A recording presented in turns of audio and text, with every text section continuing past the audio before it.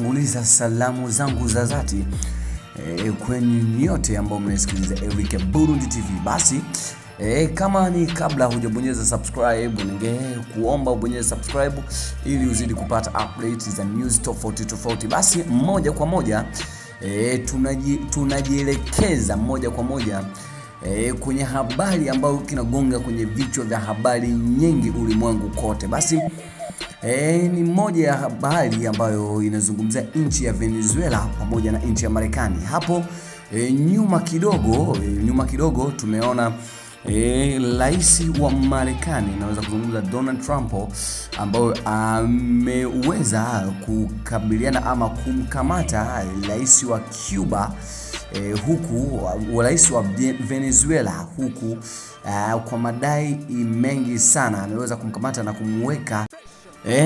Baada ya kumkamata, basi moja kwa moja rais wa Cuba ameweza kuzungumza kwamba rais wa Marekani ameweza kuua wananchi 32 kwenye operation nzima ya kumkamata rais wa Venezuela ambaye ni Maduro. Basi moja kwa moja tukumbushane kwamba rais huyo wa Cuba alichaguliwa mwaka 2019 na pia tena akarudi kugombea mwaka 2023 na akapita na akawa rais.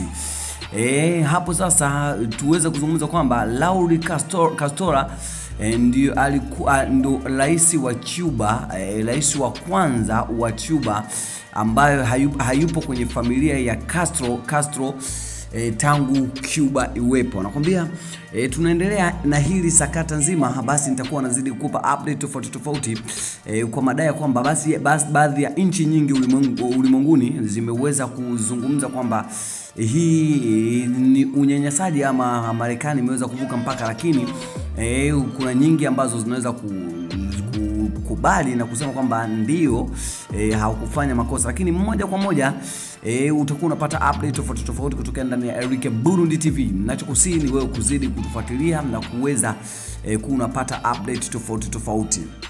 Na pia siku ya kuamkia leo zimeweza kukamatwa baadhi ya pesa ambazo inasemekana kwamba zilikuwa zimehifadhiwa ndani ya nyumba ama zilikuwa zimefichwa ndani ya nyumba ya rais wa Venezuela ambao ni Maduro, na pesa hizo zilikuwa ni takriban ya kiasi bilioni 500 za Kimarekani. Moja kwa moja pesa hizo inasadikiwa kwamba tayari zimeshawekwa, zipo chini ya uangalizi ama chini ya usimamizi wa nchi ya Marekani. Ni hizo taarifa ambazo nimeweza kukusania, basi na nyinginezo tutazidi kupata habari. Wewe mwenyewe ninachokusi usitoke ndani ya Burundi TV, zidi kutufollow, zidi kubonyeza subscribe, zidi kufanya share, na endapo utakao umesikia habari hii unaweza kudondosha comment yako hapa ili tuwe tunajua tujue wewe mwenyewe umeweza kuafikiaje ama umeweza kuelewaje hapa. Asante sana.